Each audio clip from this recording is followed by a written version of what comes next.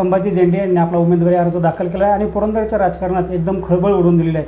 खरं तर संभाजी झेंडे हे महाविकास आघाडीचे कार्यकर्ते होते किंवा शरद पवारांचे कार्यकर्ते होते, मात्र त्यांनी अचानक राष्ट्रवादी काँग्रेस अजित पवार गटाकडून उमेदवारी दाखल केलेली आहे.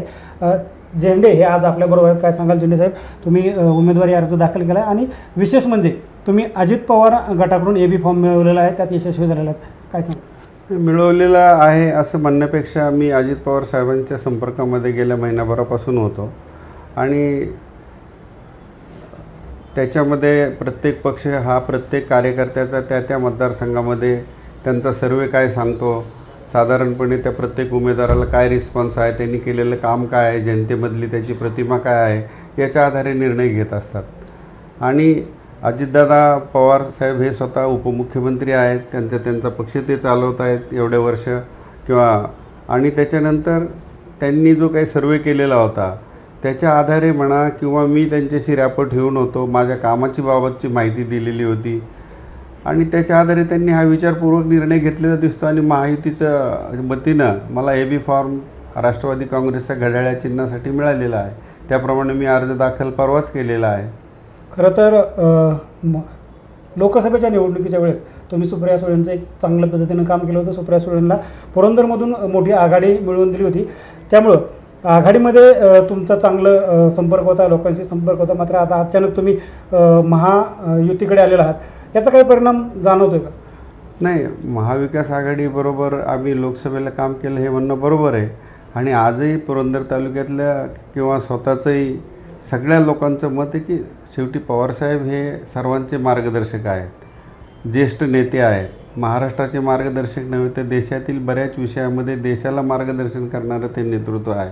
त्यांच्यासोबत काम करण्यास कोणालाही आनंदच वाटेल.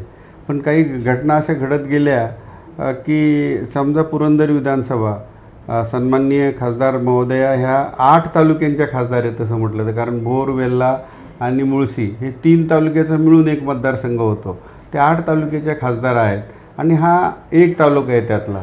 आता आपला एक मतदारसंघ आहे, इथं काही जर भूमिका वेगळी घ्यावी लागली तर घटनेने प्रत्येकाला स्वातंत्र्य दिलेलं आहे की आपल्याला जर भूमिका वेगळी घ्यायची असेल तर आपल्याला भूमिका वेगळी घ्यायला हवी. खरं तर खूप प्रयत्न केला होता तुम्ही महाविकास आघाडीतून उमेदवारी अर्ज घेण्याचा किंवा उमेदवारी मिळवण्याचा. महाविकास आघाडीतील तुमच्या पक्षाचे काही लोक तुमच्याबरोबर येतील का? तुम्हाला कसं सहकार्य राहील त्यांचं काय? नाही, आता हा घटनेने प्रत्येकाला दिलेला अधिकार आहे. महाविकास आघाडीतील बरेचसे कार्यकर्ते माझ्याबरोबर कालच्या सभेलाही तुम्ही पाहिलेले आहेत, अर्ज भरायलाही सोबत होते आणि अशा परिस्थितीमध्ये प्रत्येक कार्यकर्ता आपली भूमिका ठरवतो आणि प्रत्येकालाच हे स्वातंत्र्य जसं तुम्हाला आहे तसं प्रत्येक कार्यकर्त्याला स्वातंत्र्य आहे की कुठला पर्याय निवडायचा. परंतु पुरंदर हवेलीची जनता ही आता गेले 15 वर्ष पाहते. मी तर म्हणेल की 15 वर्ष या तालुक्याला आमदाराविनाच तालुका आहे अशी एक प्रकारची परिस्थिती मला सर्वसामान्य मतदारांच्याकडून ऐकायला मिळालेली आहे. म्हणजे प्रतिनिधी आहे पण प्रतिनिधित्व नाही आहे, अशा प्रकारची परिस्थिती ह्या पुरंदर हवेलीची झालेली आहे. त्यामुळं मला अशी खात्री आहे की सुज्ञ मतदार योग्य असा निर्णय घेतील. खरं तर पाठीमागच्या 5 वर्षामध्ये देखील तुम्ही आमदार संजय जगताप यांच्याबरोबर होता. आमदार संजय जगताप यांच्या कामाची पद्धत किंवा त्यांनी कुठं राष्ट्रवादी काँग्रेसवर अन्याय केलेला असं आढळलं की किंवा त्यांचा विकास कामामध्ये कुठं कमी पडलेत का? नाही, आता मी कुठल्याही प्रकारे व्यक्तिगत चिखलफेक करण्याच्या विषयात न जाणारा माणूस आहे किंवा व्यक्तिगत चिखलफेक करत नाही. पण तुम्ही याच्याबाबत जनतेचीच मतं आजमावली तर तुम्हाला हे निश्चित कळून येईल की निश्चितपणे मागच्या 5 वर्षामध्ये काय काम झालं, काय व्हायला हवं होतं, कार्यकर्त्यांना आमदार या नात्याने त्यांच्याकडून काय रिस्पॉन्स मिळाला, दोन्ही पक्षातील असेल किंवा मित्रपक्ष तर 3 होते नंतर, ह्या पक्षातल्या कार्यकर्त्यांना जनतेला काय अनुभव आला, काय रिस्पॉन्स मिळाला आमदार या पदाकडून, हे तुम्ही जनतेलाच विचारलेलं बरं. कारण मी एकटा बोललो तर ते पूर्वग्रह दूषित मी बोलतो आहे असं त्याचा अर्थ लावला जाईल. म्हणून ही प्रतिक्रिया लोकांच्याकडूनच आपण घेतलेली बरी आणि ती खरी प्रतिक्रिया लोकांची मिळेल तुम्हाला. खरं तर महायुतीमधून विजय शिवतरे यांनी देखील आपला उमेदवारी अर्ज दाखल केला. महायुतीचा जो घटक पक्ष आहे शिवसेनेचा AB फॉर्म देखील त्यांनी आपल्या अर्जाबरोबर जोडला आहे आणि महायुतीमध्ये कुठं कोण माघार घेईल का मैत्रीपूर्ण लढत पाहायला मिळेल, काय सांगाल? नाही, आता माघार घेण्याचा मी तरी प्रश्न उद्भवत नाही आणि त्यांच्याबाबत मी सांगणं अयोग्य होईल.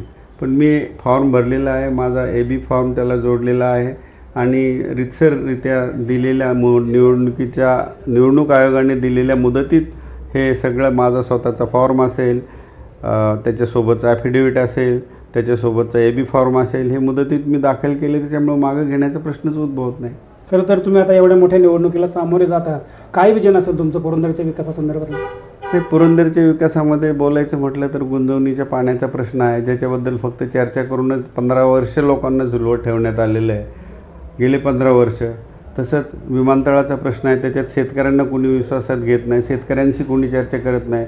शेतकऱ्यांची मतं जाणून घेणं फार महत्त्वाचं आहे, पण ते होत नाही. त्याच्यानंतर जसा नदीजोड प्रकल्प धुळ्यात झाला, तसा नालाजोड प्रकल्प इकडं होऊन वीर भागातून किंवा माहूर धरणाच्या खाली जे एक्स्ट्रा पाणी वायाला जातं आहे, ते पाणी आपण वरती मग तक्रारवाडी असो, खळद असो, खळदचा पूर्व भाग म्हणता येईल, किंवा MI शिवरी असो, ह्या भागामध्ये वाळून निळूज असो, या भागामध्ये पाणी नेता येईल का, किंवा हे पाणी जॅकवेल करून इकडं आणता येईल का, मोठे मोठे तळे करून, हा सुद्धा एक महत्त्वाचा प्रश्न आहे. जेजुरी MIDCमध्ये आज जवळपास 15,000 तरुणांना रोजगार मिळालेला आहे.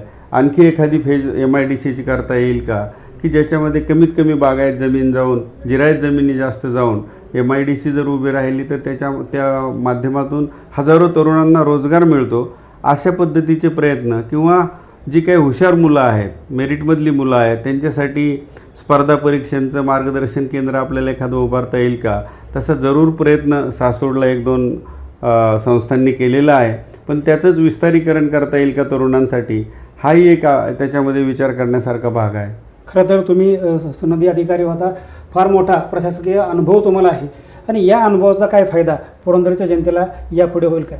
निश्चितपणेच आता गेले 5-7 वर्ष तुम्ही पाहताय की मी ज्या वेळेला प्रशासकीय काही अडचणी होत्या, ज्या कामामध्ये, त्या सोडवण्यामध्ये मीच माझी पाठ थोपटून घेणार नाही, पण हे जनतेने पाहिलेलं आहे.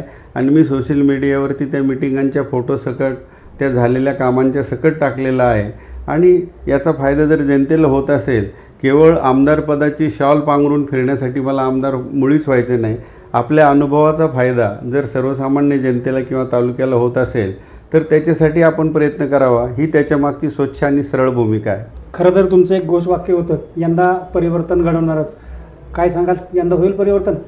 नाही, परिवर्तन नक्कीच होणार आहे. कारण लोक सध्याच्या सिस्टमला किंवा मागच्या 15 वर्षामध्ये त्यांनी जो काय खेळखंडोबा केलेला आहे या दोनही उमेदवारांनी, म्हणजे जनतेला सारासार खोटं बोलण्याचा किंवा खोटी अभिवचनं देण्याचा, कोणी सांगितलं की मी स्वतःच्या खर्चानेच गुंजवणी पूर्ण करतो, कोणी सांगितलं आता पाण्याचं जलपूजन मी पालखी तळावर करणार, अशा प्रकारचे अनेक प्रकारच्या गोष्टी आहेत की जे त्यांच्या तोंडूनच आलेले आहेत. म्हणजे मी टीका करण्याच्या विरोधात आहे हे मी स्पष्टपणे सांगितलं, पण त्यांच्या स्वतःचेच व्हिडिओ त्यांना लोकांनी ऐकवाव्यात, एवढीच मी जनतेला विनंती करतो.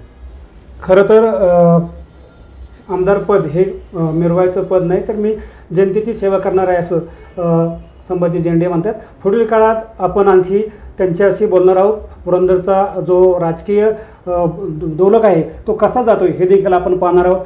त्यांनी तर पुरंदरमध्ये परिवर्तनाची हाक दिली आहे, परिवर्तन होतं आहे का हे देखील पाहणं महत्त्वाचं असणार आहे. न्यूज स्टेट महाराष्ट्रासाठी राहुल शिंदे, सासवड.